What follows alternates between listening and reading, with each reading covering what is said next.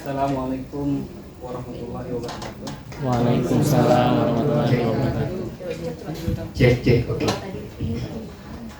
Saya ulang sekali lagi. Assalamualaikum warahmatullahi wabarakatuh. Waalaikumsalam warahmatullahi wabarakatuh. Alhamdulillahirabbil alamin.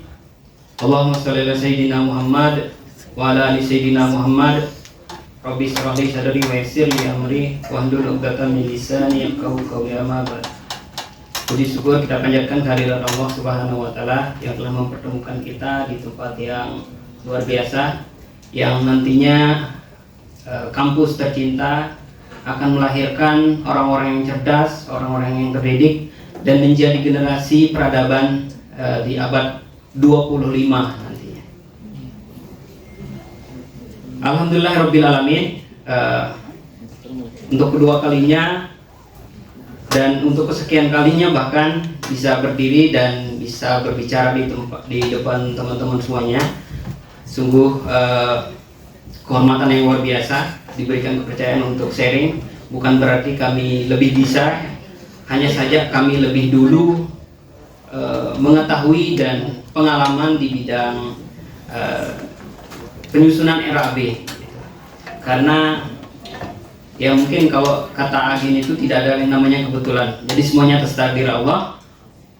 Kami berdua ya sama Bu Dewi yang sudah cair di angkatan 2021. Artinya kan ada masalah gitu. Oh, ada masalah ditemukan. Ya.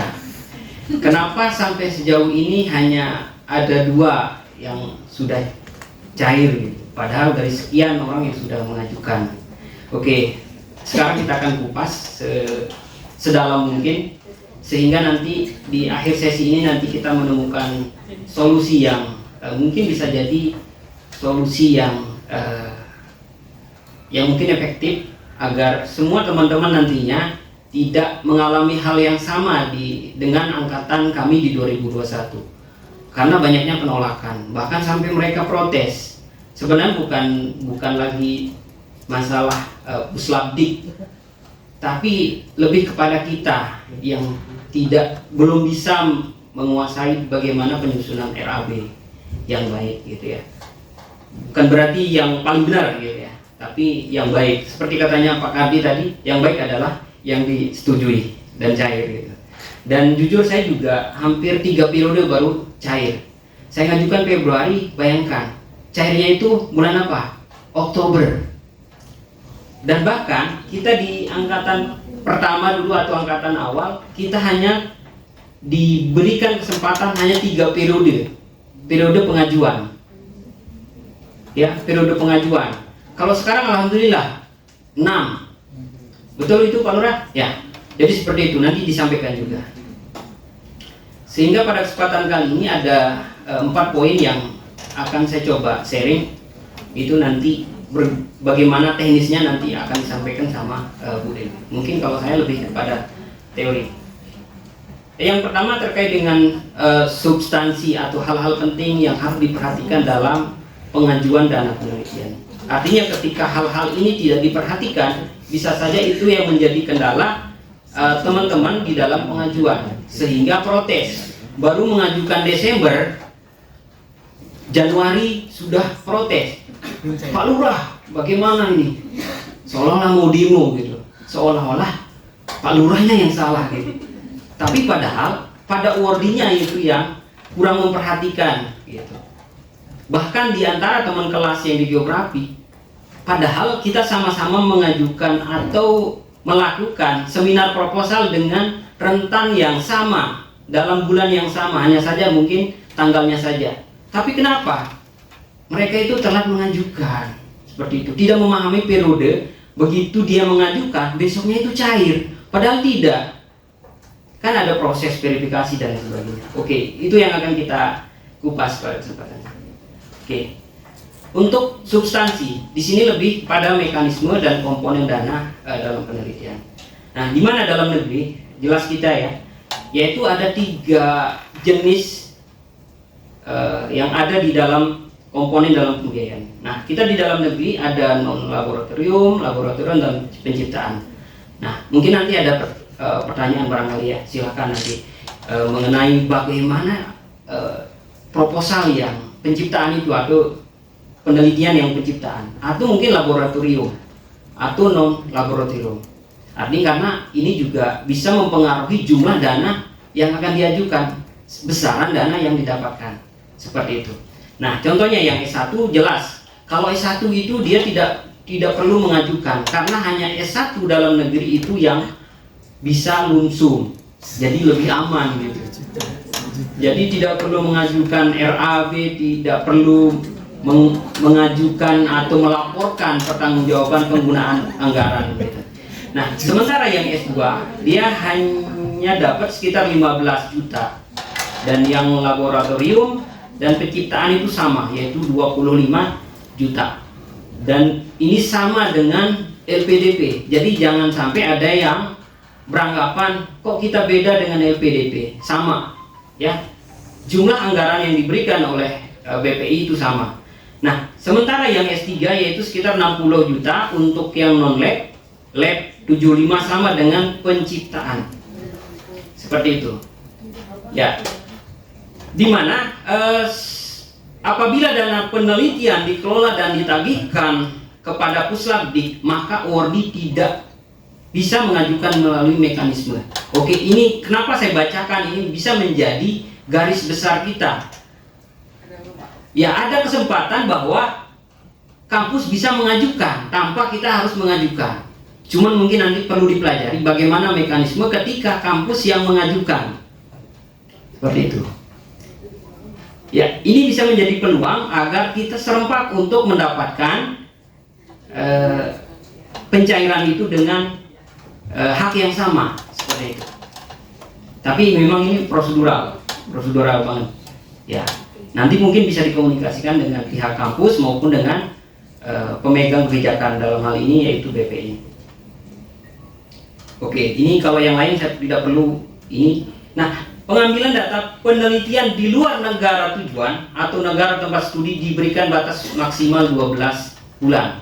Artinya teman-teman yang bisa saja teman-teman ngambil penelitian di Malaysia, Thailand atau negara-negara Asia itu bisa gitu. Hanya dikasih batas waktu hanya 12 bulan. Kayaknya cukup ya kalau 12 bulan. Bahkan hanya sebulan juga ada tuh penelitian. Nah, adapun untuk komponen-komponen yang lain, yaitu ada bahan material habis pakai, penggandaan, honor uji dan sewa alat, dan lain-lainnya. Jadi ini 4 komponen ini yang perlu diperhatikan. Nanti bisa disampaikan sama Bu Dewi bahwa 4 komponen ini harus diperhatikan. Jangan sampai nanti ada yang salah memasukkan item di dalam komponen yang lain. Karena ketika satu komponen aja atau item yang direvisi akan berpengaruh terhadap semua. Artinya bisa saja dikembalikan dengan catatan verifikasi. Kalau ada catatan verifikasi, otomatis akan mundur satu periode pengajuan. Walaupun pada hari itu ketika direvisi langsung mengajukan kembali, tidak bisa Roma. Jadi tidak bisa terhitung pada periode pada saat diverifikasi tersebut. Nah, nanti akan ada periodenya juga dari tanggal berapa sampai tanggal berapa diajukan, verifikasinya dari tanggal berapa sampai tanggal berapa. Oke, jadi seperti itu. Jadi ini harus diperhatikan juga.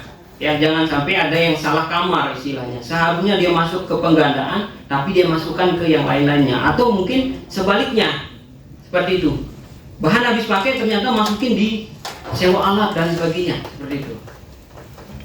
Dan yang sering menjadi catatan Ibu Mama Rika gitu. Mama Ratna yaitu sewa. Sering dicorek itu habis-habisan. Bahkan yang terakhir itu ada Bu Ika di sini. Oh ya, masih di sini ya. Jadi kemarin itu hampir beberapa sewa-sewa itu termasuk saya juga, pengalaman saya juga termasuk Bu Dewi. Sampai kenapa harus mundur sampai 2 periode ya? Artinya pengalaman yang buruk menjadi hal yang baik untuk teman-teman bisa adopsi gitu. Jadi pelajaran buat teman-teman yang lain. Bahkan sampai 2 kali saya dicoret sama Bu Ratna. Bahkan kalau ada orang yang mengatakan bahwa saya ring 1 gitu kan, memiliki perlakuan khusus, tidak Rika. Tidak. Bahkan sampai saya mundur 2 periode. Artinya tidak ada yang spesial dengan lurah gitu. Ya lurah sama dengan wardi gitu. Hanya saja dengan pengalaman saya yang buruk gitu ya, bisa dikatakan jangan sampai terulang kepada teman-teman yang lain gitu. Bila perlu di angkatan 2022 stop gitu ya. Artinya nanti kita coba cari solusi-solusi yang alternatif yang baik lah gitu ya. Selanjutnya, nah terutama masalah biaya material sering menjadi catatan bahwa ketika ATK itu dimaksimalkan atau dipaksakan, semua jenis ATK itu masuk, sampai dia mau jual, mau buat toko ATK, dan sering itu menjadi catatan yang ini ya, sama dari Ibu Ratna. Gitu. Jadi jangan sampai memaksakan semua jenis-jenis ATK itu dimasukkan, harus disesuaikan. Ya, maksimal pengajuan dana penggandaan. Karena kenapa dimaksimalkan di penggandaan? Dari 100% maksudnya yang saya ajukan di penggandaan itu tidak satu pun yang dicoret. Artinya itu peluang bagi teman-teman untuk memaksimalkan pada penggandaan. Contohnya, penggandaan proposal. Siapa yang tahu jumlah proposal kita? Siapa yang tahu jumlah disertasi kita, tesis kita? Kali sekian. Bahkan tentu kita harus kasih catatan. Di situ nanti ada kolom catatan bahwa prodi mewajibkan, prodi A misalkan mewajibkan menggandakan sekian eksemplar, 15, 20 tergantung masing-masing. Tapi perlu kesepakatan dalam satu prodi tersebut. Ya ini maksudnya trik ya. Bahkan sampai di prodi geografi kami sepakati penggandaan itu sampai 15 eksemplar. Termasuk juga penggandaan, pengkoperan, apa istilahnya, pokoknya penjilitan itu kami sampai 15. Bayangkan disertasi 500 mungkin ada ya, sebesar gitu lembarannya, kali 15 itu sudah dapat berapa? Kan kita tidak tahu juga jumlah, itu hanya perkiraan yang kita masukkan di dalam RAB seperti itu, dan nggak bisa kita. Bahkan ada sempat teman, bagaimana kalau sesuai dengan misalkan 5 juta ternyata jadi terlalu jujur kalau itu, karena dari 5 juta pengajuan itu belum tentu 5 jutanya yang disetujui, bisa saja jadi 3 juta gitu. Artinya tidak ada salahnya kita mengajukan sampai 15, maksudnya yang untuk S2, begitupun yang S3. Tapi jangan memaksimalkan terlalu dipaksakan. Karena dan juga masalah honorarium, tidak semua honorarium itu bisa didanain dan diajukan. Oke, nanti bisa dibahas juga sama Bu Leni. Nah, kalau ini ada pelaku budaya dan sebagainya, ini juga bisa menjadi catatan penting. Tapi ini nanti kita share karena keterbatasan waktu kita. Berapa Pak Kadi? 30. Ya, ingatkan saya. Oke. Nah, masalah prop reading juga di sini hanya luar negeri. Tapi aturan ini tidak kuat karena beberapa teman-teman itu juga termasuk Bu Dewi, saya juga masukkan prop reading akhirnya disetujui. Ya, jadi itu bisa dimasukkan juga. Yang lain-lainnya nanti bisa juga disampaikan sama Bu Dewi. Nah, inilah periode jadwal pengajuan RAB dalam 1 tahun yang di 2023 sampai 2024. Dan alhamdulillah dari tahun 2021 itu hanya 3 periode, di 2022 dinaikkan menjadi 4 periode, sekarang alhamdulillah naik menjadi 6 periode. Artinya ini menjadi kesempatan buat kita dalam pengajuan seperti itu. Tapi perlu diperhatikan, ketika pengajuan itu tanggal 1 sampai 10, misalkan pengajuannya itu tanggal 11, apakah terhitung? Misalkan kita ngajukan 11 Februari, masuk periode 1 atau periode 2? Masuk periode 2. Nah, itulah yang tidak diperhatikan dan dia tidak dimengerti sama teman-teman. Dikira waktu periode Februari, walaupun dia ngajukan 11, tanggal 11, enggak, jadi dia tetap terhitung tanggal dia masuk periode kedua, artinya 1 sampai 10 April. Bayangkan. Nah, ya bisa jadi teman-teman yang mengajukan mungkin Februari, mungkin ngajukannya tanggal 12 kah atau 15, sehingga dikira dia akan cair di periode pertama dan berpengaruh juga pada penilaian atau verifikasi. Verifikasi begitupun dengan pengumuman hasil atau pencairan. Oke, ini ya periode pengajuan. Nah, selanjutnya syarat-syarat ini juga penting untuk diperhatikan. Kurang lebih itu ada 4 komponen atau 4 dokumen yang harus dilengkapi ketika pengajuan. Di awal-awal kita tidak mengajukan menggunakan LOE ya Bu ya. Nah, di belakangan ini di buku panduan terakhir itu harus menyertakan LOE. Artinya satu syarat yang harus dipenuhi adalah LOE. Yang selanjutnya LOE waktu penerimaan S2 ataupun S3 ya. Nah, selanjutnya adalah RAB, rancangan anggaran dan biaya sesuai format yang dilampirkan lampiran E. Nanti bisa kita share juga buku panduannya dan ditandatangani oleh penerima beasiswa serta pembimbing atau promotor. Selanjutnya adalah surat pernyataan dari pembimbing atau surveyor atau promotor yang menyatakan bahwa proposal dan RAB diajukan sudah diperiksa dan disetujui oleh pembimbing. Surat keterangan dari kampus bahwa penelitian tidak dibiayai oleh kampus. Dan 5 adalah yang seminar proposal, menyatakan bahwa proposal ini sudah dilakukan seminar proposal. Tapi mudah-mudahan ini yang 2022 kalau nggak salah, dan mudah-mudahan nanti ada peraturan terbaru atau buku panduan terbaru yang 2023 tidak mengharuskan sudah seminar proposal. Karena apa? Masing-masing program studi di UM itu beda-beda. Ada yang seminar proposalnya di semester 3, semester 4, bahkan ada biologi termasuk belum sampai sekarang. Gitu. Kasihan kan? Artinya kalau dia belum seminar proposal, kapan pengajuannya? Pengajuannya ya lama, bagaimana pencairannya ya? Seperti itu. Artinya ini bisa menjadi catatan penting agar kita bisa pengajuannya itu lancar dan baik. Selanjutnya, nah saya sudah spesifikasi kendalanya itu ada 3, lebih kepada kampus, awardee dan dari pihak Puslapdik itu sendiri. Nah, kenapa saya di sini ada komponen atau item kampus? Nah, seperti yang saya sebutkan tadi bahwa syarat seminar proposal itu, karena masing-masing program studi itu memiliki kebijakan tersendiri.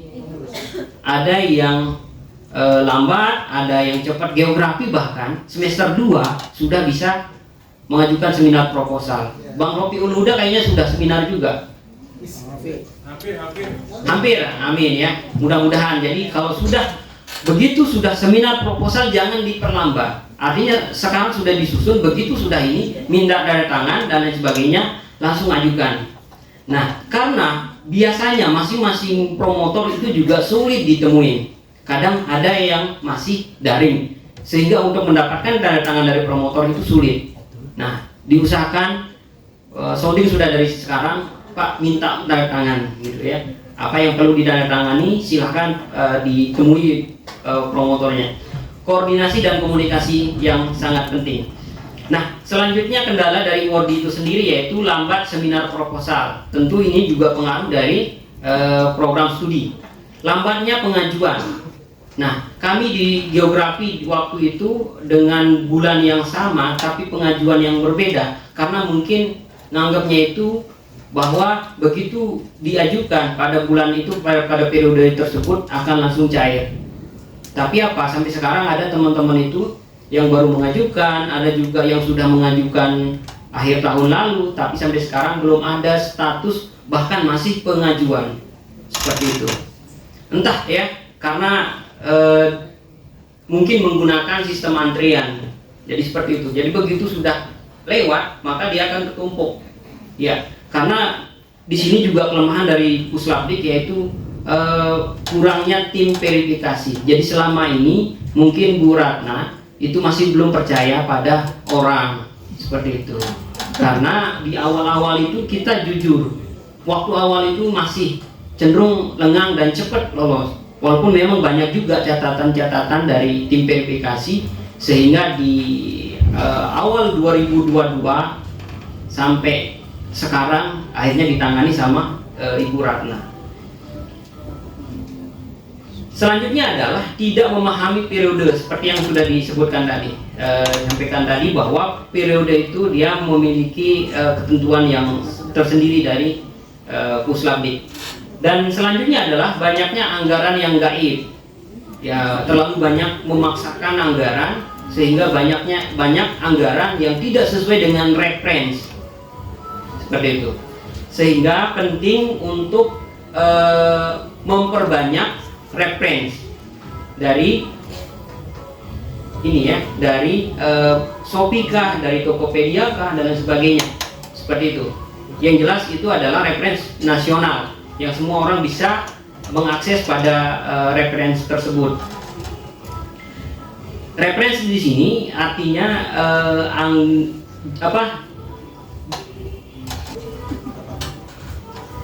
Oke, kita kembali bahwa harga masing-masing item itu kan dia memiliki harga tersendiri, harga nasional. Nah, terserah teman-teman mau mengacu dari Shopee kah, Tokopedia kah, atau dan lain sebagainya. Yang jelas itu bisa diakses oleh pihak Puslabdik seperti itu. Selanjutnya adalah kendala dari Puslabdik itu sendiri, verifikasi yang terlalu ketat, ya terlalu ketat. Entah Puslabdiknya mau memangkas anggaran di tahun ini, terlebih kemarin ada beberapa kasus di pusat, ya di dewan yang banyak akhirnya berpengaruh juga terhadap pencairan anggaran penelitian, termasuk juga mengurangi jatah beasiswa di tahun ini dan tahun-tahun berikutnya. Tapi ini masih isu, hanya saja itu sudah menjadi bahasan nasional di tingkat dewan seperti itu. Selanjutnya adalah kurangnya tim verifikasi, yang artinya Bu Ratna masih belum menemukan. Jadi Bu Ratna masih belum menemukan tim yang solid di verifikasi atau sebagai verifikator. Tidak adanya catatan yang detail melalui Monet. Dan sempat kita bahas juga ya, protes juga kepada tim Monet LPDP yang pada saat 1 bulan kemarin itu datang ke UM bahwa harus ada catatan minimal yang dikasih atau dikasih catatan di Monet gitu. Karena di situ ketika pencairannya misalkan ya, pencairannya hanya 40 juta sekian, tapi di Monet yang cair itu sesuai dengan yang sudah kita ajukan. Artinya kan itu perlu ini gitu. Dan kita juga tidak memiliki catatan ketika penggunaan anggaran, kira-kira item mana yang sudah dihapus, yang dikurangin, dan yang disetujui. Nah, itulah kelemahan Puslabdik, sehingga nantinya ketika kita menggunakan anggaran itu kadang susah juga untuk mengidentifikasi mana anggaran yang harus kita gunakan untuk apa gitu ya. Contoh misalkan, mungkin ada beberapa catatan juga, hanya saja tidak detail. Ada yang pengurangan, ada yang dihapus dan lain sebagainya. Tapi ketika ada yang pengurangan, misalkannya contohnya hotel, ya, ketika kita misalkan barangkali hotelnya dikurangin hanya 1 juta, ternyata kita masuk ke hotel bintang 5 untuk penginapan di, ya misalkan gitu, di tempat penelitian. Artinya nanti jangan sampai anggaran yang kita gunakan melebihi dari yang disetujui oleh LPDP, seperti itu. Nah, ini penting menjadi catatan kita dan mungkin bisa diajukan juga oleh Pak Lurah untuk dikomunikasikan dengan Bu Ratna.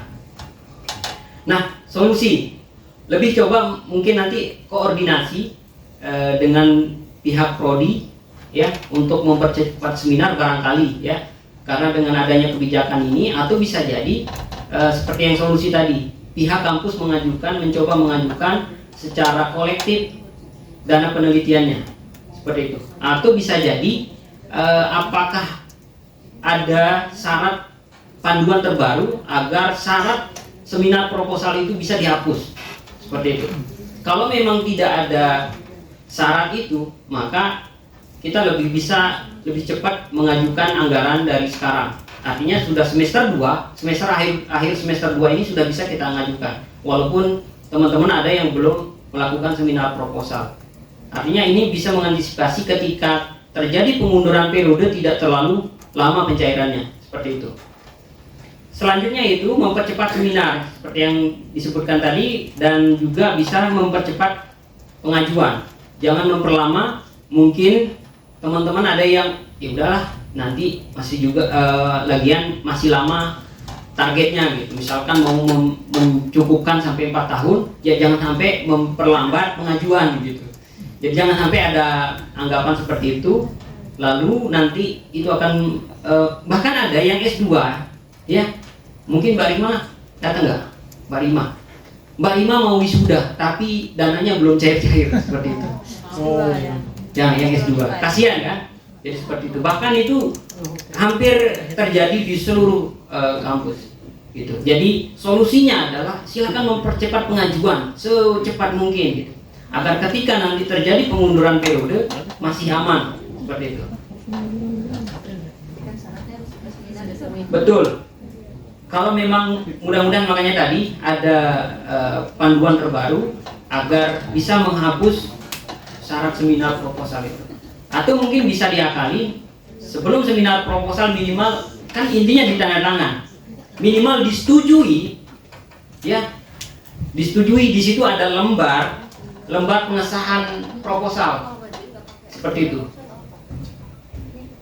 Oke. Jadi seperti itu. Jadi yang penting di situ ada RAB, ada proposal, ada surat pernyataan tidak didanai oleh pihak kampus atau pihak luar, dan juga ada surat persetujuan pembimbing dengan judul dan proposal tersebut. Karena di situ tidak ada menyatakan bahwa sudah dilakukan seminar, tidak ada. Gitu. Sehingga ada celah di situ. Silahkan mungkin bisa diatur dan bisa jadi itu bisa lolos gitu ya. Karena kalau kami sudah lewat, banyak yang sudah mengajukan akhirnya gitu ya. Tapi sampai sekarang banyak juga yang belum disetujui. Dan itu saja mungkin yang bisa saya sampaikan. Kurang lebihnya mohon maaf. Kita perbanyak nanti di diskusi. Wabillahi taufiq wal hidayah. Wassalamualaikum warahmatullahi wabarakatuh. Waalaikumsalam warahmatullahi wabarakatuh. Ya plusnya ya. Terima kasih kepada pemateri pertama yang menyampaikan motivasi atau malah takut ini. Motivasi ya, pastinya motivasi agar kita nanti belajar dari mungkin kesalahan-kesalahan yang sudah ada. Dan ini terima kasih loh ya, angkatan pertama ini selalu menjadi contoh untuk angkatan-angkatan berikutnya.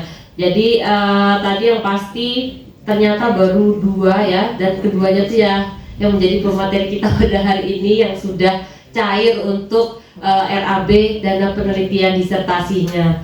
Jadi semoga yang lainnya segera menyusul untuk cair. Tapi kalau yang mengajukan sudah banyak ya Pak ya, sepertinya Pak ya.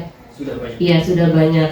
Jadi seperti itu. Kemudian di sini belum kita langsung buka sesi tanya jawab, tapi nanti ya kita langsung saja ke materi yang kedua karena ini yang lebih pasti yang kalian tunggu-tunggu, lebih ke teknis. Lebih ke teknis bagaimana sih penyusunan RAB tersebut ya. Tapi terlebih dahulu tetap harus tak kenal maka ta'aruf ya. Atau kita perkenalkan dulu, atau saya perkenalkan dulu untuk pemateri kita kedua pada hari ini. Beliau bernama Dewi Aryani, SSSPD MPD.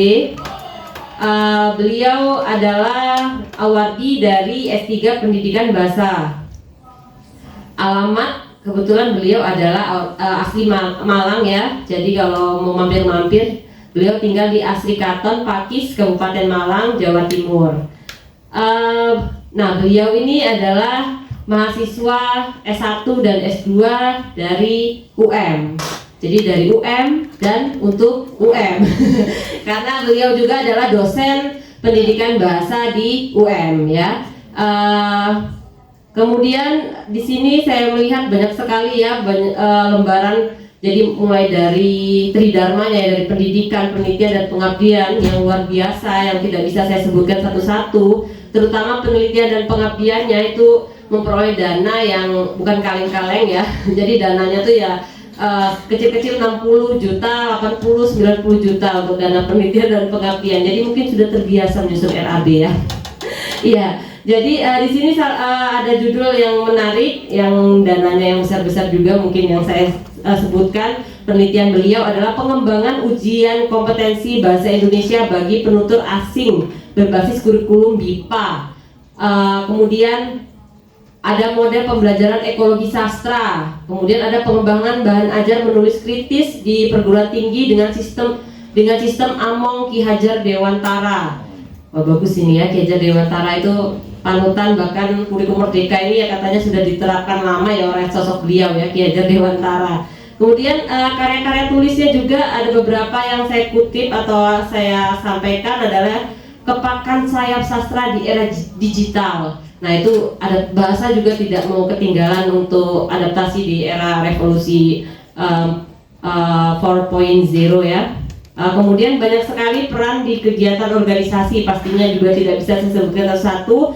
Baik beliau sebagai editor, validator, sekretaris itu banyak sekali, bendahara. Dan yang pastinya ya beliau adalah sekretaris BPI periode 1.0.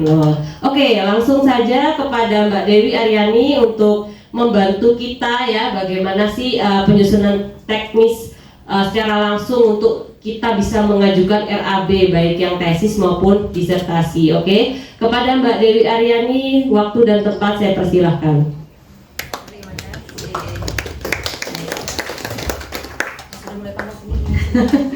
Baik, terima kasih. Assalamualaikum warahmatullahi wabarakatuh.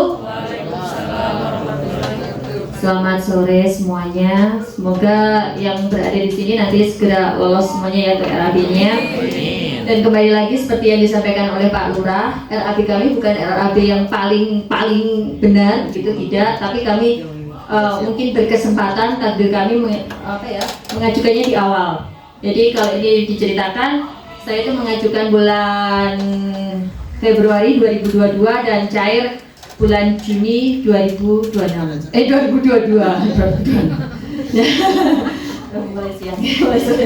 Baik.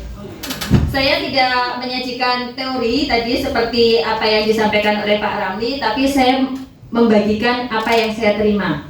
Jadi dana disertasi yang disetujui saya non-lab ya, kebetulan saya non-lab dan itu adalah 47.300 inilah. Nah Pak Ramli kurang lebih juga sama ya Pak ya.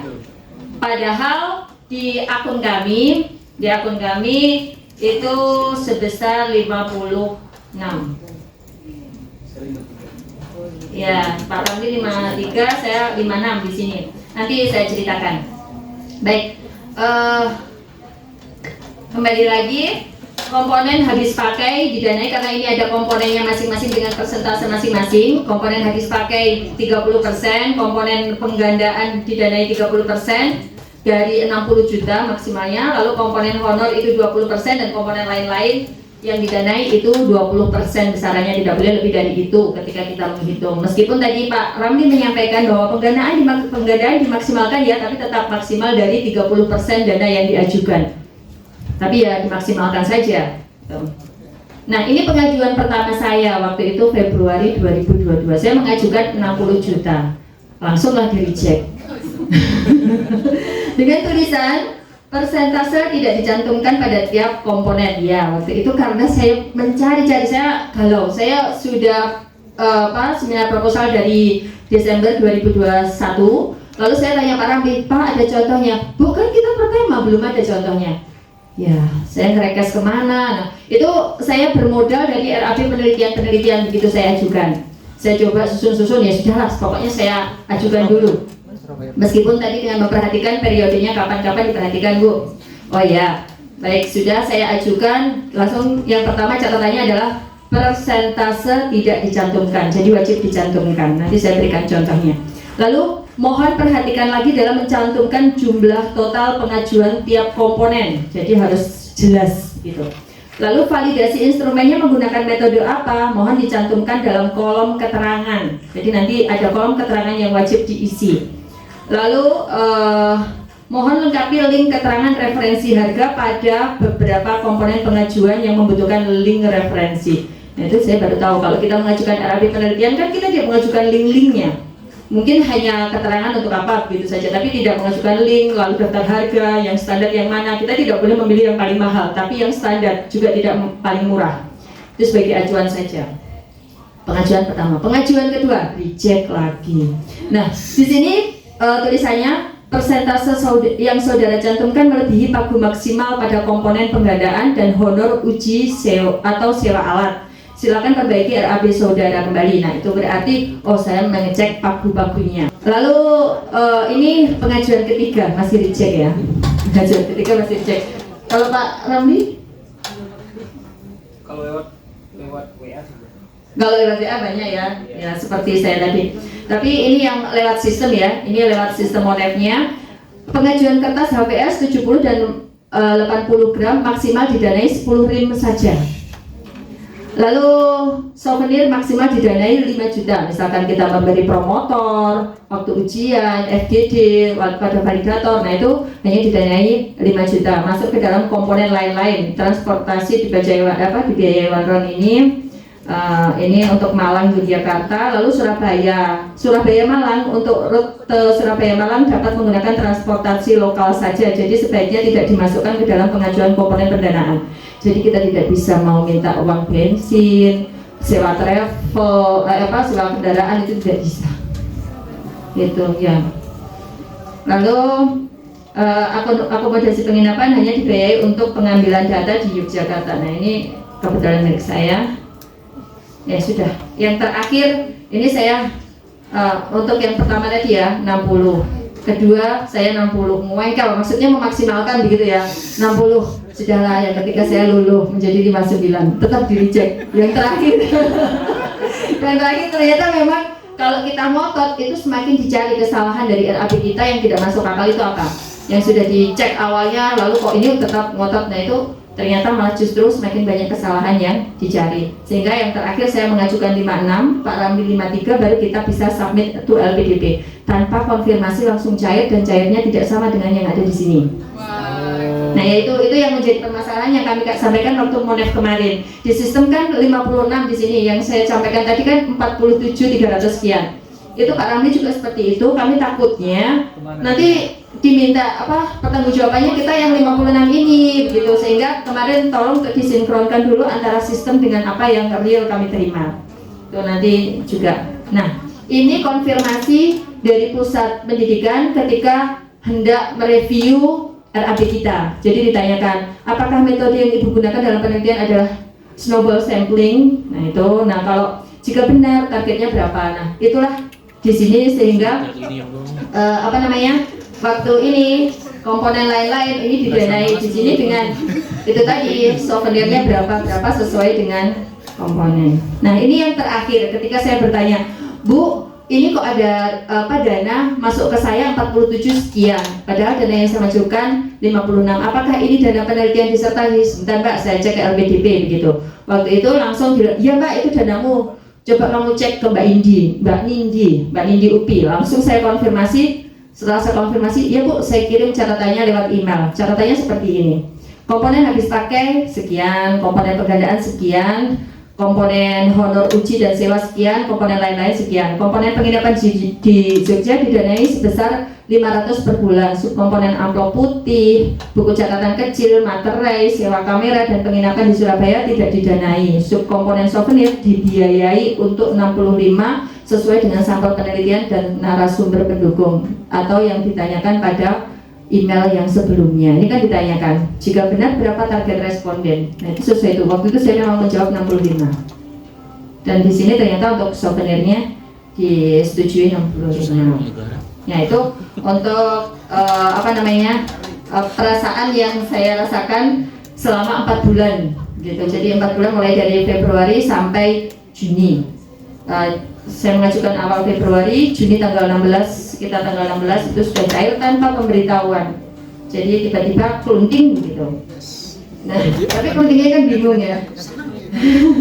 ini RAB yang saya harus pertanggungjawabkan dan nanti yang saya harus laporkan. Nah, ini di sini ada komponen, volume, lalu di sini yang penting adalah referensi dan keterangan. Ini sangat penting sekali. Kalau di sini tidak jelas, kita akan mendapat coretan dan dikembalikan.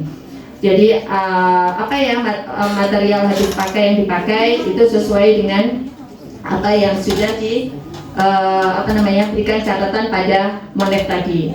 Ternyata di sini saya untuk tinta printer masih boleh, tinta printer ini, lalu cartridge juga masih boleh, tapi yang jelas flash disk sudah tidak boleh.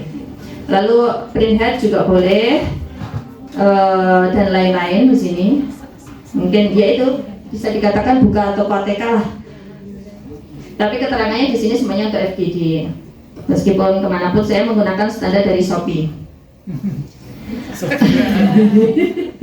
Lalu untuk penggandaan, ya tadi dikatakan oleh Pak Ramli, penggandaan dimaksimalkan saja. Nah ini memang penggandaan dimaksimalkan. Kebetulan saya belum selesai saja, sudah 400 halaman untuk disertasinya. Mungkin nanti teman-teman bisa lebih dimaksimalkan saja di sini, dihitung-hitung begitu.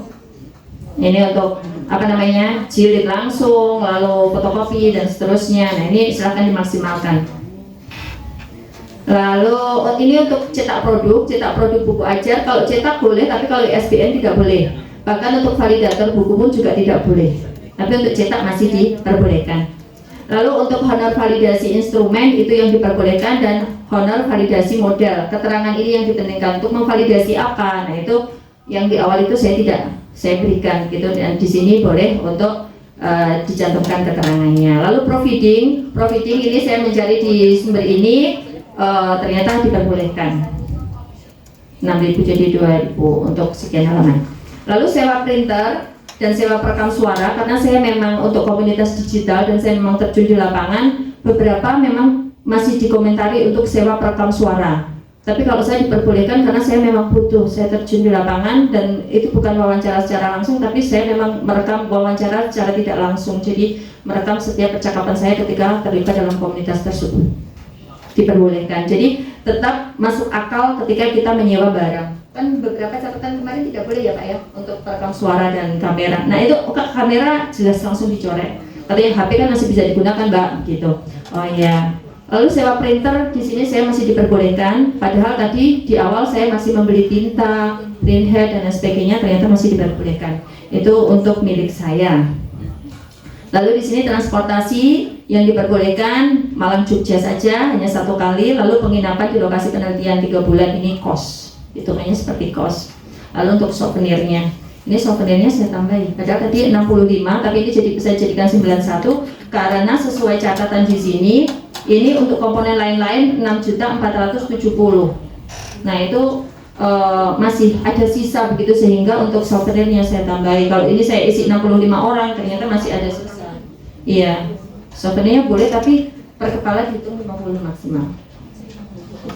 Ya padahal kan nanti kalau kita mendatangkan penguji luar, minimal kita menambahi 1.500.000 untuk sekali uji datang. Tapi kalau beliau datang ke sini dan ada penginapan serta akomodasi, kita juga masih ada keterlibatan untuk membantu pendanaan selain ada bantuan dari fakultas. Itu untuk yang S3.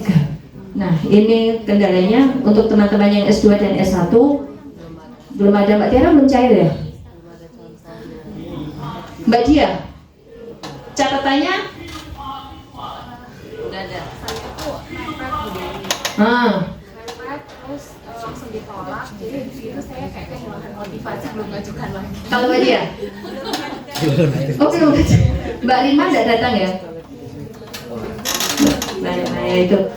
Jadi nanti kalau memang sudah ada yang cair dan termonitor, mungkin nanti bisa untuk dicontohkan meskipun itu secara daring karena sudah pulang ke kampung masing-masing. Misalkan itu untuk pengurusan yang sekarang bisa didaringkan. Nanti minta tolong disajikan saja seperti saya menyajikan seperti ini. Kalau daring kan bisa juga untuk dicontohkan. Itu. Nah itu untuk RAB-nya. Lalu ini untuk form yang saya ajukan terakhir. Apa saja yang ada di dalamnya? Seperti yang disampaikan oleh Pak Ramli tadi, pengajuan yang ada di dalamnya, pertama mungkin ada proposal disertasinya. Setelah ada proposal disertasinya lengkap dengan tanda tangan penguji dan seterusnya. Lalu di sini ada RAB-nya. Jadi lampiran kedua adalah RAB yang ditandatangani oleh penerima beasiswa dan promotornya. RAB-nya yang lengkap seperti yang saya tayangkan sebelumnya. Lalu setelah itu ini surat pernyataan dari promotor kita.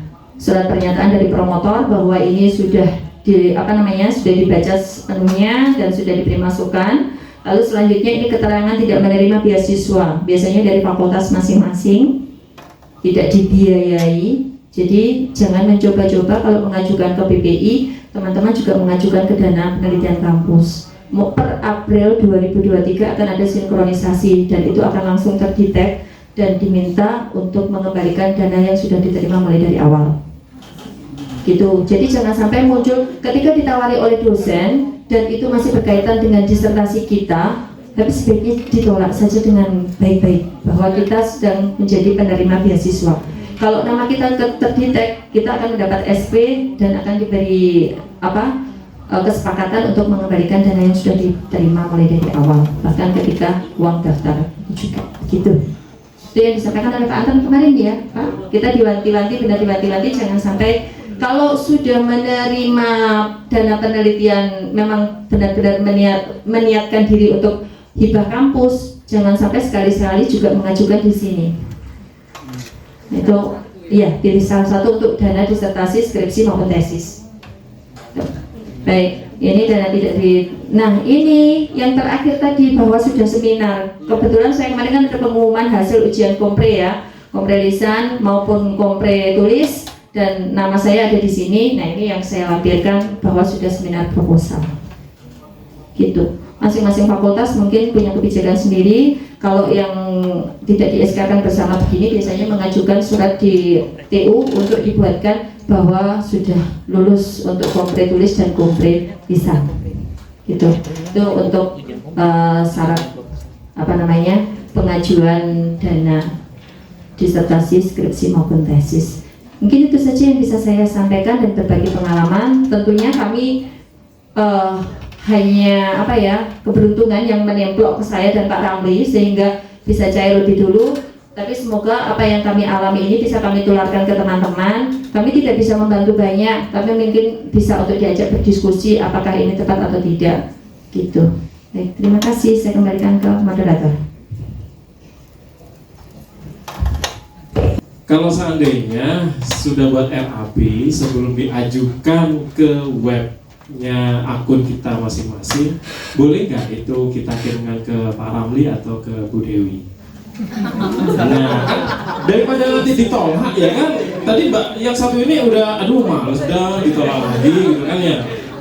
Nah, kita kan harus menyiapkan mental tuh kan ya. Penolakan kan lebih kejam biasanya ya kan, daripada mundur alon-alon lebih baik. Bu Dewi, bisa minta waktunya dong dikoreksi. Nah, berkenan nggak kiranya kedua beliau ini kalau seandainya nanti kita kirim email deh gitu ya. Wani Piro. Oh, Mbak Putri kalau gitu ya berharap. Ya nanti lah ada 5% gitu kan ya, atau 2,5% hak untuk semuanya gitu kan ya. Itu mohon dijawab dengan ketulusan hati ya. Terima kasih, kita rangkum dulu untuk penanya selanjutnya karena 3 yang di awal. Selamat sore semuanya. Saya Tiara dari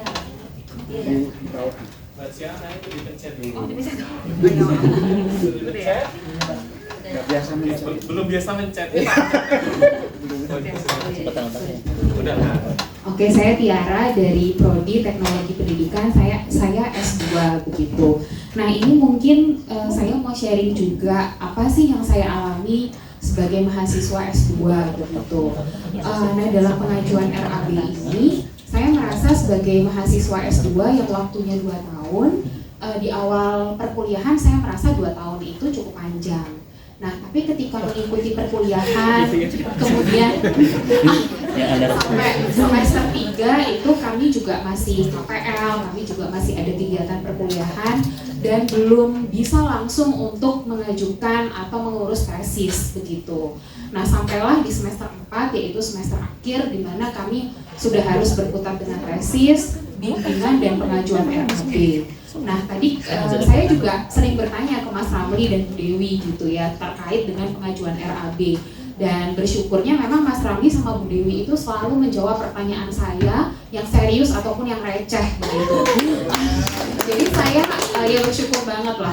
Nah, tapi memang ketika pengajuan kemarin karena memang tadi Mas Ramli juga sudah menjabarkan dari alurnya itu juga banyak yang harus dipenuhi dan mungkin juga kesibukan menyusun tesis, kesibukan bimbingan, sehingga pada akhirnya bikin saya itu mepet ketika mengajukan di periode yang pertama kemarin di bulan Februari. Dan pada akhirnya H+1 itu saya langsung di reject sama sama monefnya gitu. Nah kemudian saya baru tahu 2 hari kemudian saya baru buka lagi. Nah di momen itu kan saya juga jadi bingung ya. Kalau saya mengajukan sekarang kan tetap aja saya akan ikut periode selanjutnya atau seperti apa begitu. Jadi sampai sekarang saya belum mengajukan lagi. Nah waktu itu memang dengar dari Pak Lurah 2.0, Pak Rio juga apakah mengajukannya itu dengan sistem yang baru atau sistem yang lama begitu. Jadi sampai sekarang saya memang belum mengajukan lagi. Nah mungkin yang jadi kegelisahan saya, mungkin ini yang menjadi evaluasi adalah ya sebagai mahasiswa S2 yang waktunya itu mau nggak mau 2 bulan lagi idealnya itu saya harus sudah sidang, dan sekarang saya dalam proses penelitian begitu. Nah mungkin secara nominal yang saya keluarkan ya mungkin relatif begitu ya, besar atau kecilnya, tapi menurut saya nominal yang saya keluarkan untuk penelitian buat saya itu sudah relatif cukup besar. Saya di sini kemarin sempat nanya juga ke Bu Dewi, saya ada 4 validator begitu. Nah, saya tanya Bu Dewi, ini saya bayar dulu atau saya nunggu gitu ya. Kemudian ya nggak apa-apa kalau misalkan mau dibayarkan dulu. Jujur yang baru saya bayarkan itu Bu Dewi baru 1 karena itu memang beda fakultas. Dengan harapan kalau 1 fakultas mereka ngerti lah, karena profesor saya sendiri belum saya bayarkan honor validasinya. Karena saya khawatir juga ternyata ketika saya sudah bayarkan itu tidak di-approve, sementara untuk keperluan dana penelitian ini besar. Nah, saya nggak tahu apakah kedepannya begitu ada kebijakan lain mungkin dari BPI. Memang Bu Ratna juga sudah menyampaikan kalau disamakan dengan LPDP banyak tantangannya gitu, maksudnya banyak hal yang terjadi. Tapi itu kesulitan yang saya alami begitu, dengan singkatnya waktu, dengan prosedur yang cukup panjang, ya ya itu cukup berat sih buat saya untuk melakukan penelitian sesuai dengan idealisme saya. Ya idealismenya tentu banyak hal-hal yang mungkin komponen yang tidak bisa saya lakukan karena keterbatasan itu. Nah itu mungkin kemudian ya itu sih, apakah saya harus mengajukan lagi, sama yaitu terkait dengan kebijakan, apakah ya itu masukan dan evaluasi saya. Itu mungkin dari saya, terima kasih. Oke baik, terima kasih Mbak Tiara. Terima kasih untuk Mas Rofi tadi. Masalah berkenan atau tidak, ya kami berkenan, meskipun itu nanti tidak bisa maksimal. Sama halnya seperti saya kemarin, karena saya belum ada contohnya, saya minta ke Pak Rambi, Pak coba tanyakan lurah-lurah yang lain. Belum ada Bu, coba susun saja Bu. Nah saya kirim Pak Lurah, coba dilihat ya, saya dengan Pak Lurah saja. Entah kenapa dulu Pak dengan Pak Lurah ya. Nah itu saya kirim, Pak tolong diberi masukan gitu. Iya Bu, nah, itu seperti itu. Tapi juga kebetulan Pak Lurah sendiri yang menyambungkan saya ke Bu Ratna secara tidak sengaja. Jadi saya dengan menutup muka begitu, sebenarnya sungkan, tapi saya memberanikan diri untuk langsung tanya ke Bu Ratna waktu itu. Kalau teman-teman langsung ke Bu Ratna kan nanti tiba-tiba begitu ya, tapi kalau kami nanti dimintai untuk memberikan masukan, insya Allah meskipun tidak secara langsung, insya Allah akan kami beri masukan gitu. Ini saya Pak mau berkenan atau tidak? Itu saya ya berkenan saja meskipun tidak secara langsung. Iya. Nah itu nanti yang penting berbagi pengalaman lah, tidak ada ruginya kalau menurut saya. Masya Allah. Nah itu lalu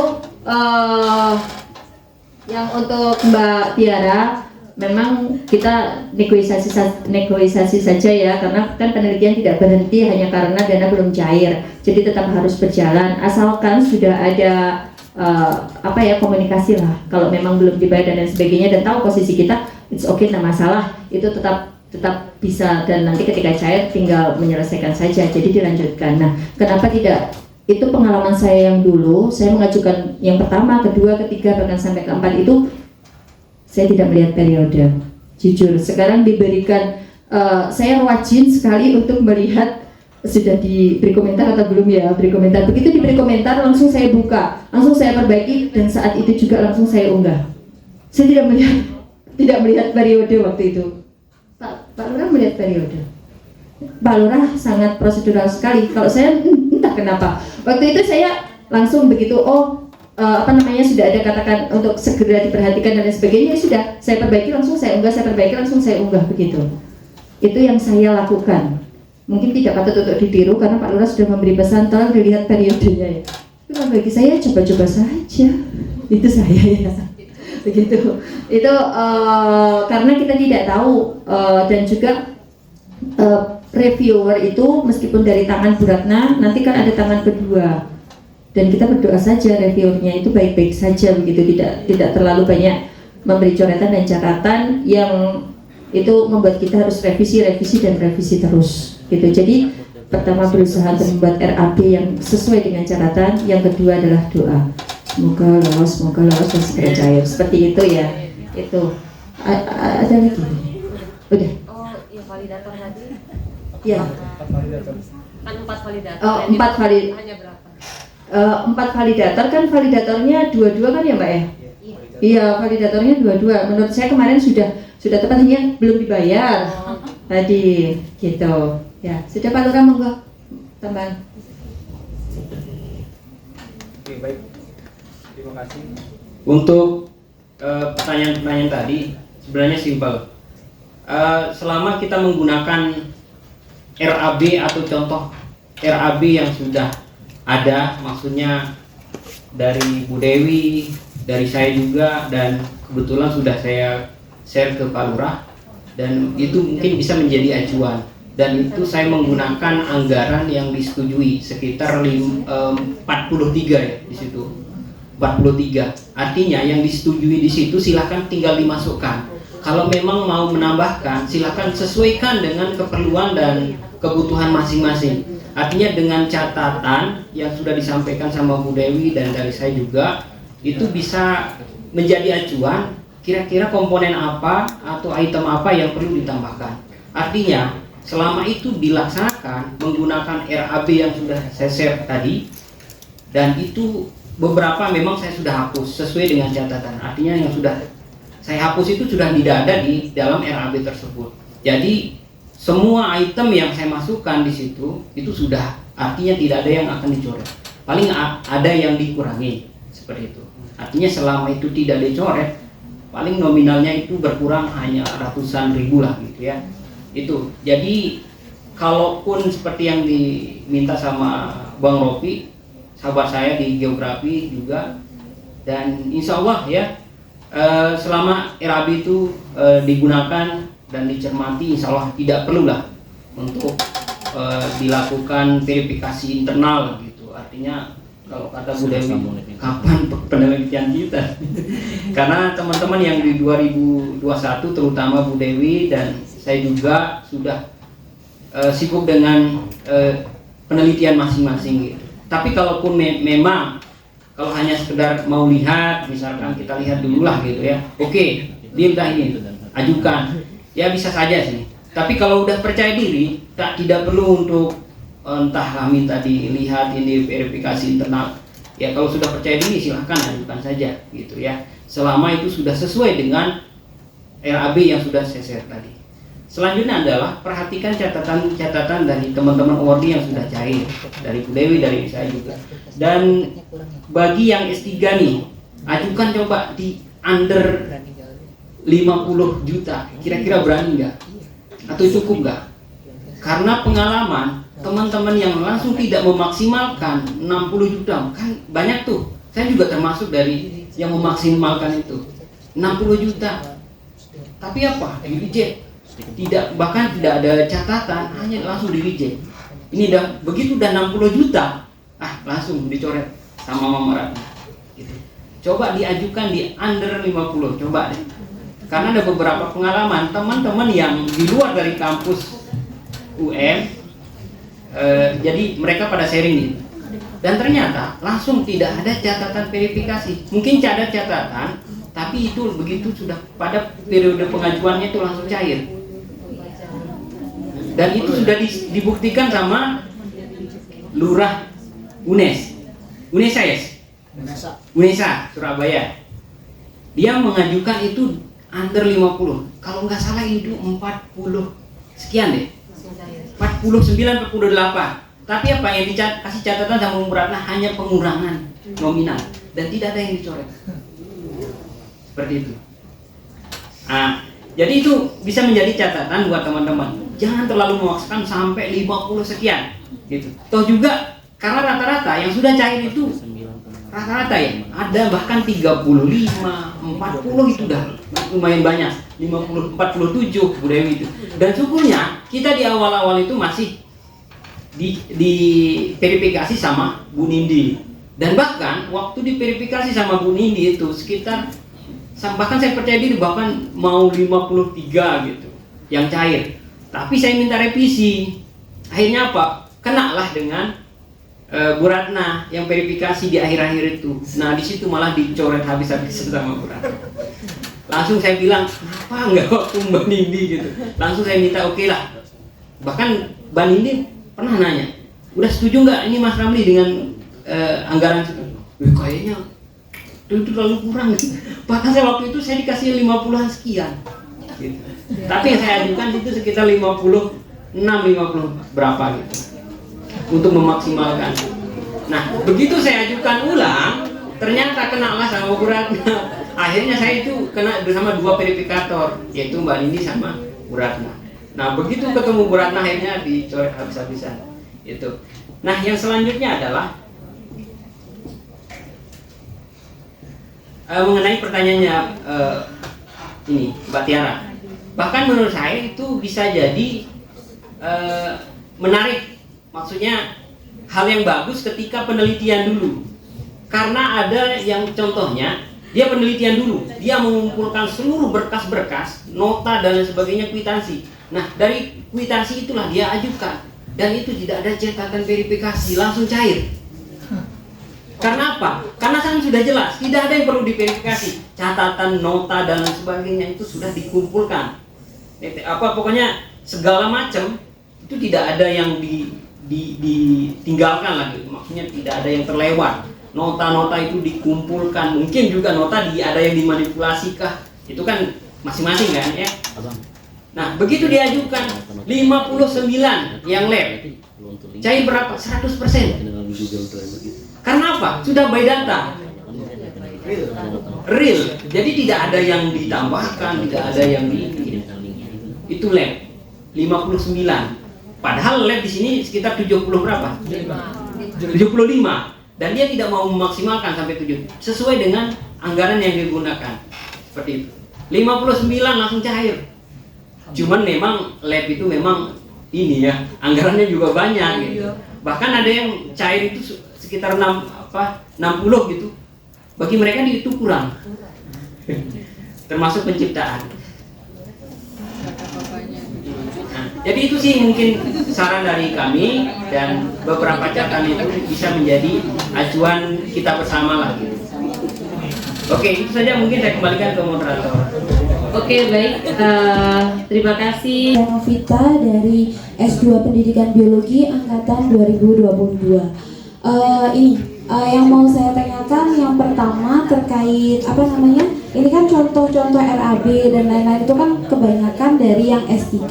Nah, apakah mungkin ada contoh RAB untuk S2 yang sudah cair atau yang sudah disetujui baik di kampus lain selain UM, begitu Pak? Jadi atau mungkin ada dari kampus lain yang sudah disetujui untuk RAB S2 selain UM, mungkin bisa di-share.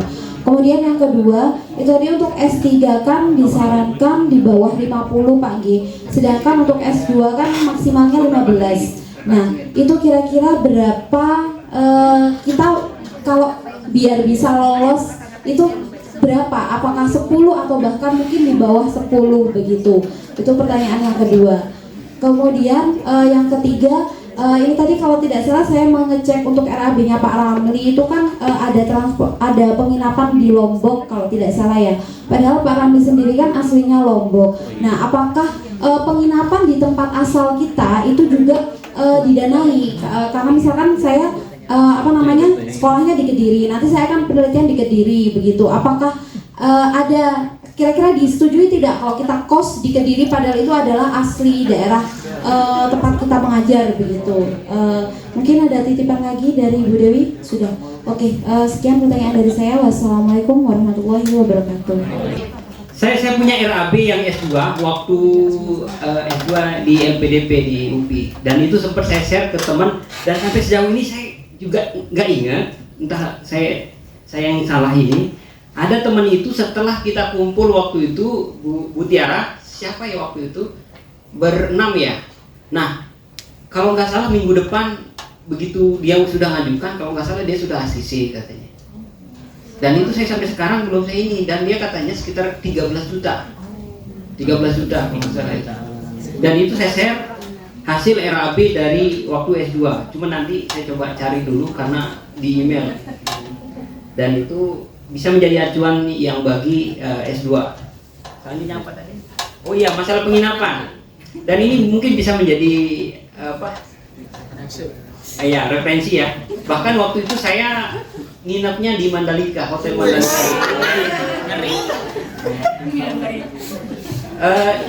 Saya ngajukan itu berapa ya? Sekitar 3 jutaan. Tapi yang disetujui hanya 1,5 juta. Iya. Tapi siasat saya menggunakan 2 malam gitu di Mandalika seperti itu sambil menikmati. Karena memang penelitian saya di situ, yaitu di Lombok Tengah. Sementara domisili saya di Lombok Timur. Saya rasa itu sah-sah saja. Selama lokasi penelitian dengan tempat tinggal kita itu jauh, seperti itu ya. Walaupun nanti bisa saja nanti masalah kabupaten yang berbeda dan sebagainya. Asal jangan satu kabupaten ya, mungkin itu tidak bisa karena akomodasi juga tidak didanai, artinya kan tidak mau bisa bolak-balik gitu kan, dari Lombok Timur ke Lombok Tengah seperti itu, sehingga yang disetujui adalah sewa penginapan gitu. Sewa penginapan nanti yang mungkin sewanya di yang ini lah gitu, yang murah-murah gitu kan, bisa untuk mengefisiensi anggaran seperti itu. Itu saja. Iya. Ada yang lain? Cukup ya? Cukup Mbak, ada yang lain? Iya, jadi tadi melihat pengalaman dari kedua pemateri tadi, untuk Bu Dewi tadi di ACC kos hanya 1.500.000 kalau nggak salah tadi ya, Bu Dewi ya? Kos. Nah, berarti kayaknya kita bisa ambil kesimpulan tidak bisa di atas 2 juta sepertinya untuk penginapan, kos ataupun yang lainnya. Jadi kita bisa ambil alternatif seperti ini. Jadi pengajuannya kita perkirakan sebesar itu saja. Jadi supaya tidak banyak revisi atau di-reject seperti itu. Kemudian ada pertanyaan lain tadi sepertinya Pak Lurah 2.0 juga ingin bertanya. Assalamualaikum warahmatullahi wabarakatuh.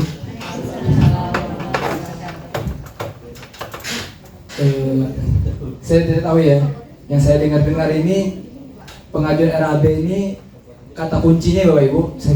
Sekaligus saya bisa yang saya tangkap dari pemaparan tadi. Dia pagu maksimal tapi tidak untuk dimaksimalkan. Pertama, ya sepakat semuanya ya. Jadi Bapak Ibu yang berusaha memaksimalkan akan kena coret. Itu pertama. Yang kedua, mungkin nanti kita akan berusaha juga di kepengurusan untuk menginventaris ya masalah-masalah itu, kemudian apa solusinya. Seperti contoh tadi validator. Validator itu tergantung instrumen yang dipakai berapa. Bu Tiara, berapa instrumen? Instrumennya berapa yang dipakai? Berapa instrumen? Nah, kalau 3 satu instrumen biasanya 2, jadi 6.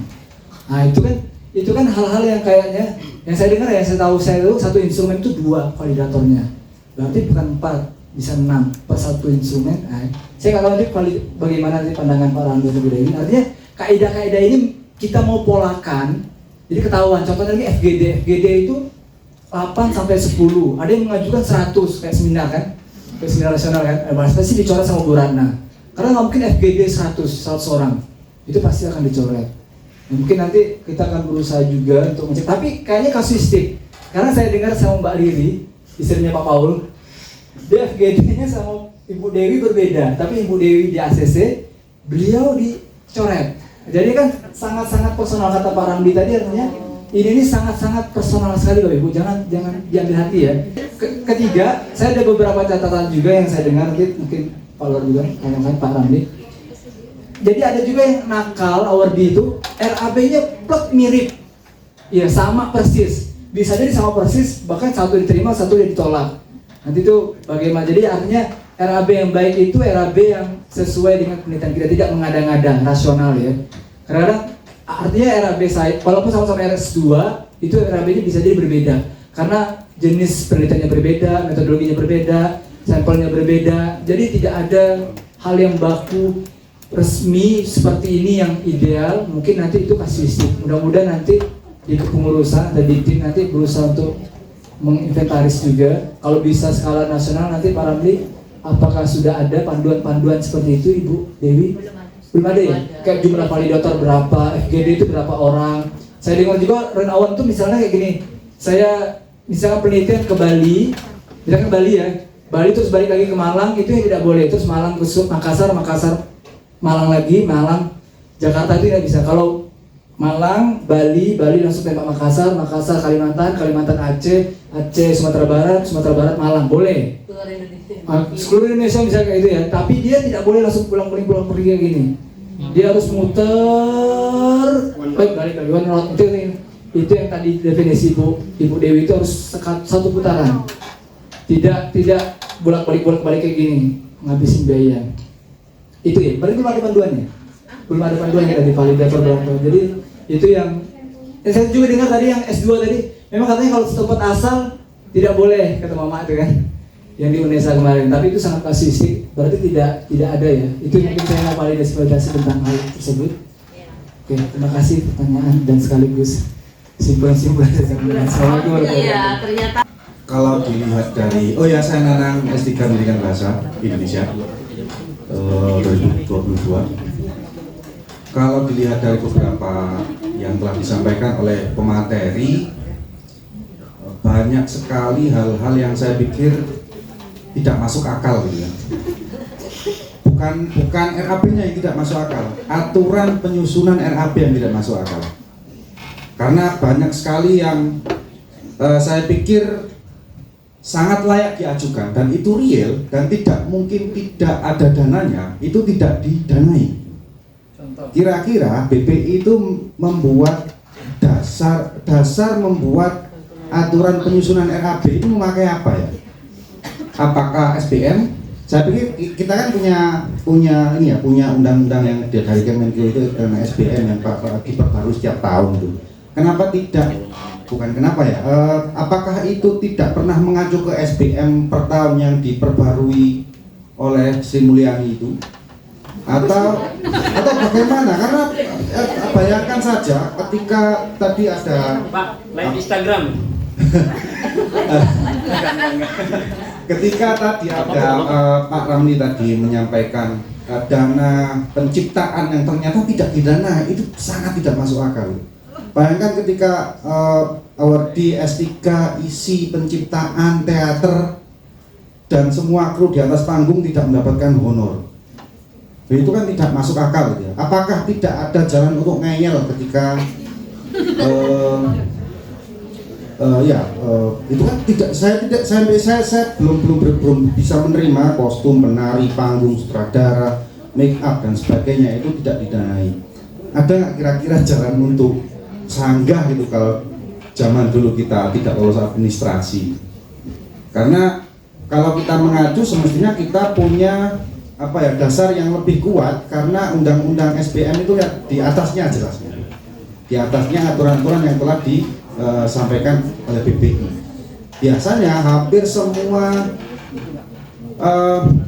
penyusunan proposal terutama RAB dalam setiap skema penelitian pengabdian itu acuannya pasti SBM.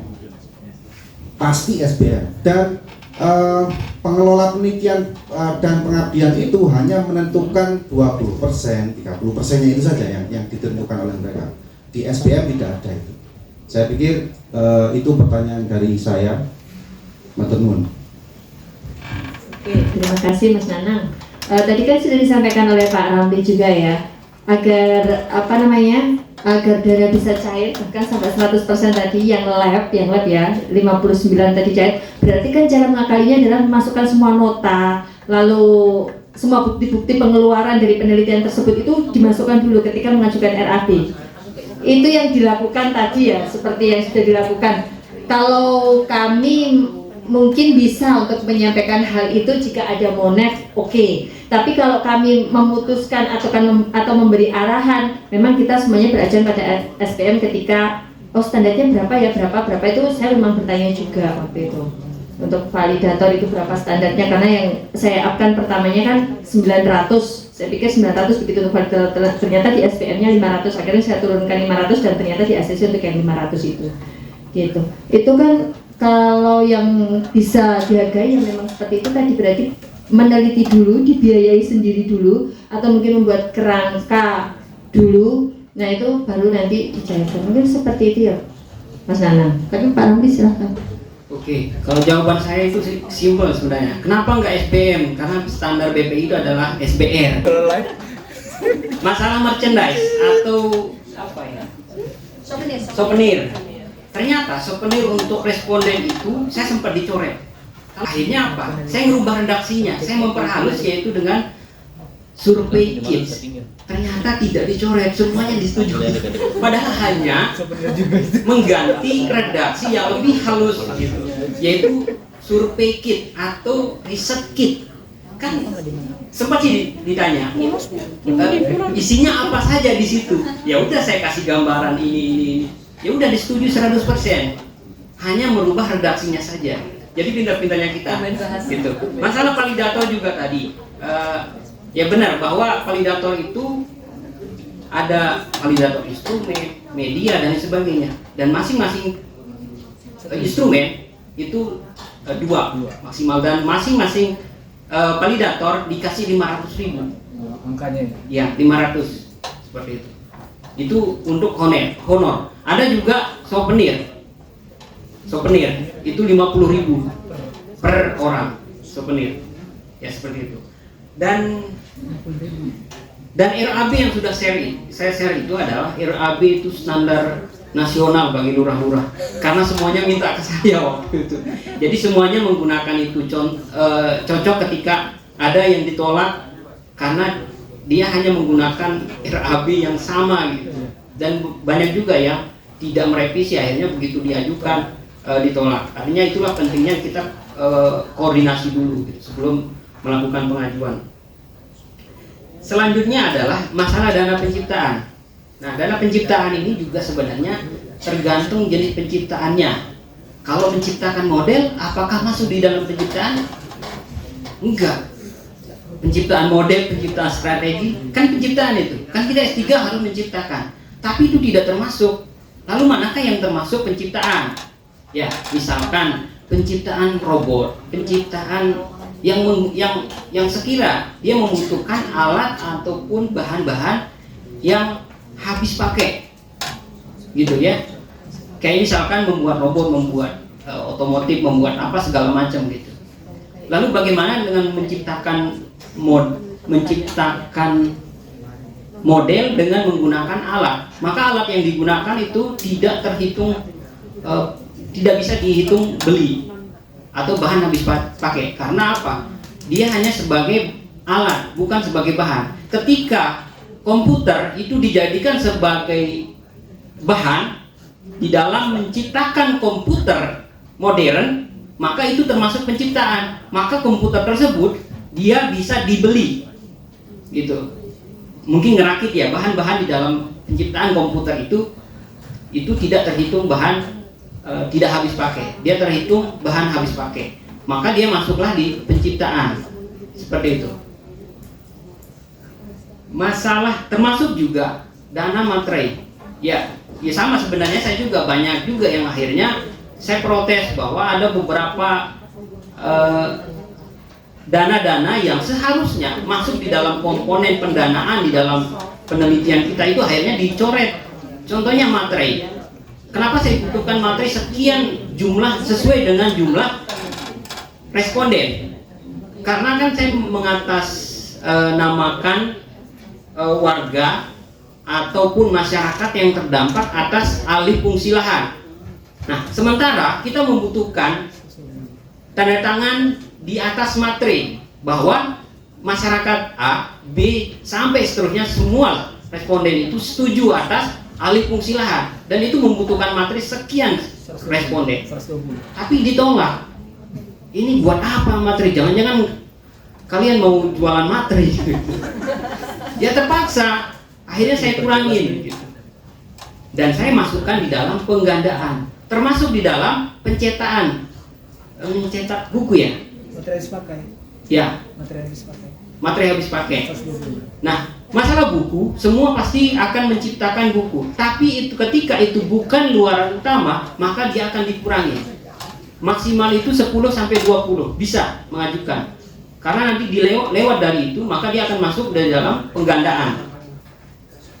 Kalau itu sebagai luaran utama, misalkan menciptakan buku ajar atau mendesain buku ajar atau mengembangkan buku ajar, maka dia akan membutuhkan sesuai dengan jumlah responden atau siswa, sasaran dari buku tersebut yang dia ciptakan. Maka itu boleh membuat sebanyak responden buku tersebut atau apa yang menjadi bahan di dalam penelitian tersebut. Tapi kalau alat, maka dia tidak ini, atau bukan luaran utama, maka maksimal itu 10 sampai 20. Atau misalkan buku yang diciptakan itu mau didesiminasikan, mau tidak mau harus mencetak sekian, dan tidak termasuk di dalam, bisa masuk di dalam penggandaan seperti itu. Ya, mungkin itu saja jawaban dari saya. Silakan, mungkin ada dari yang lain, moderator. Oke, apakah masih ada? Di sini saya ini Pak Lurah ingin tanya juga kayaknya, karena kan saya sudah mulai menyusun juga sedikit ya, baik instrumen ataupun nanti penciptaan yang mungkin akan saya kreasikan. Jadi di sini saya akan membuat sebuah artificial nature reserve TNBBS, itu Taman Nasional Bukit Barisan Selatan di daerah saya di Lampung, menggunakan berbasis artificial intelligence. Ya, saya tampilkan dulu. Itu kira-kira masuk ke mana sebentar? Kemarin udah disebutin loh aplikasi apa aja, kita kan dulu ya. Makanya itu masuk ke mana jadinya? Kalau dia tidak dalam bentuk hardware, maka dia masuk di dalam non penciptaan atau non lab. Termasuk juga lab. Geografi juga punya lab. Tapi dia tidak termasuk lab. Karena apa? Lab itu dia terhitung ada bahan yang ketika dipakai sudah tidak bisa didaur ulang. Kayak misalkan bahan-bahan kimia, dia membutuhkan lab. Makanya orang yang lab itu dia pusing. Anggarannya walaupun dia cair sekitar 60 juta, mereka masih pusing gitu. Karena apa? Bahan misalkan cairan A sampai Z lah gitu ya. Ketika dia pakai misalkan percobaan pertama gagal, beli lagi, atau misalkan beli dalam jumlah sekian, maka dia akan terus melakukan percobaan sampai percobaannya itu berhasil. Nah, itulah yang disebut lab. Kalau kita geografi, lab walaupun banyak, misalkan lab atmosfer, lab apalah namanya, lab hidrologi, tapi selama itu tidak membutuhkan bahan yang mungkin sekiranya nanti habis pakai, maka dia tidak terhitung lab. Mungkin kalau mengetes kadar air, kadar garam, dan membutuhkan kerjasama dengan eksternal atau kerjasama dengan lembaga tertentu, dalam hal ini adalah lembaga laboratorium, maka dia tetap bisa dihitung di dalam penelitian laboratorium seperti itu. Yang intinya laboratorium itu membutuhkan pihak luar atau eksternal yang dimana melakukan kerjasama di dalam penelitian seperti itu.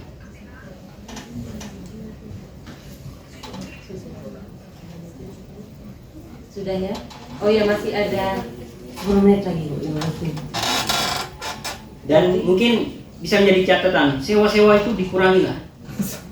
Pokoknya semua jenis sewa-sewa itu jangan, apalagi servis jangan. Sampai ada kemarin itu teman satu gitu ya, di grup itu disinggung lah Pak Lurah ini gitu, coba atas nama ini tolong diingatkan. Ya mikir-mikir atulah, artinya kalau mengajukan itu ya jangan Nah ini Pak Lurah. ngoyo gitu ya. Kalau yang seperti ini Pak Lurah bagaimana? Ini tidak, jadi pembelian aset, jadi ada aset karena kan untuk fitur penciptaan nanti ada juga apa ya, sewa aplikasi, kemudian aset untuk pembuatan, kemudian membayar honor develop gitu, apakah boleh gitu untuk kedepannya seperti itu? Karena kan kadang kita ingin menciptakan yang berbau, katanya kita suruh diarahkan berbasis teknologi dan digital, walaupun bidang kita sesuai dengan bidang pendidikan kita masing-masing. Kalau saya biologi, materinya pasti yang dikembangkan adalah mengenai materi pendidikan biologi. Nah, apakah yang hal-hal seperti ini boleh gitu, seperti masuknya tetap ke non-lab atau sudah masuk penciptaan dulu? Seperti itu, tidak, tetap non-lab ya? Enggak, ini bukan nanti satunya game, satunya yang itu aplikasi AI itu artificial intelligence-nya itu membuat seperti yang basic pemrograman Python seperti itu, jadi sewa aplikasi Python-nya dan sebagainya untuk membuat asesmen penilaian otomatis gitu. Jadi yang kayak gitu-gitu nanti masuknya ke tetap non-lab ataukah syukur-syukur bisa masuk penciptaan gitu ya, karena hasilnya memang bisa dipublish nanti di Play Store dan bisa digunakan oleh para guru dan juga visual untuk pembelajaran langsung. Jadi menjelajah tanpa ke hutannya langsung. Jadi kita buatkan artificial intelligence-nya seperti itu. Nah itu kalau masih non-lab ya nanti berarti tadi ya under 50 juta. Kalau yang lab juga ya tadi juga maksimal cuma 59 ya. Ini juga walaupun ya yang penciptaan tadi. Jadi ya kita bisa, karena sebenarnya memang butuh dananya gede, jujur ya. Awalnya saya kaget sampai bertemu berapa perusahaan develop, saya tanya memang tidak jauh berbeda, cuman akhirnya ketemu yang agak pas gitu ya, jadi bisa turun. Dan itu saya tombol duluan. Mungkin nanti kalau tombol duluan katanya di ACC-nya tidak, itu malah lebih enak seperti itu ya. Tapi memang kita harus persiapkan dana terlebih dahulu. Gimana? Karena di kurikulum angkatan 2022 khusus di FMIPA ya. Di FMIPA itu kami memang ditargetkan di semester awal akhir semester 2 ini sudah harus seminar proposal semua. Mulai seminar proposal semua. Bahkan ada entah mimpi apa rancangan dekan kami ke depan perkuliahan hanya ada 1 semester. Jadi seperti itu. Jadi memang insya Allah ya doa kita ya kita bisa cepat untuk seminar proposal dan lain sebagainya. Tapi kalau nggak dibuat dari sekarang, jadi masa kita membuatnya setelah pengajuan dana, nunggu dana itu kan buang waktu ya 1 tahun ya, 1 tahun meninggalkan keluarga itu kan luar biasa sekali ya. Jadi kadang kita harus rela untuk menggunakan dana kita pribadi seperti itu. Tapi ini mungkin baru sharing session, mungkin nanti ke depannya ya Pak Lurah, Pak Rio, kita adakan workshop yang sesungguhnya untuk masing-masing sampel, baik yang lab, non-lab maupun yang penciptaan. Syukur-syukur kita bisa menghadirkan pemateri-pemateri yang bisa memberi contoh ke 3 RAB tersebut gitu ya, karena kan kita beraneka ragam sekali di UM ini untuk pengajuannya, tidak hanya yang non-lab, lab ataupun yang penciptaan. Syukur-syukur nanti dapat, atau Mak Ratna sendiri yang bisa nanti langsung tanyakan aja Mas Nanang ya yang tadi ke Bu Ratna, kalau berani, kalau bisa ada Bu Ratna yang memberikan materi sebenarnya apa sih pijakannya. Syukur-syukur tahun yang berikutnya sudah dibuatkan panduan yang mutlak gitu yang bisa kita runut. Kalau kayak gini ya susah dong ya, apalagi angkatan pertama kita merasakan sekali kesusahan. Beliau-beliau ini dulu buatnya panduannya dari mana, nyontohnya dari mana, mengajukan seperti ini reject sampai 4 kali reject gitu ya. Semoga kedepannya bisa kita diskusikan kembali, mungkin beraudiensi kepada Bu Ratna juga supaya sebaiknya ya ada lah ya panduan itu supaya tidak berbeda tiap orangnya ya, seperti itu.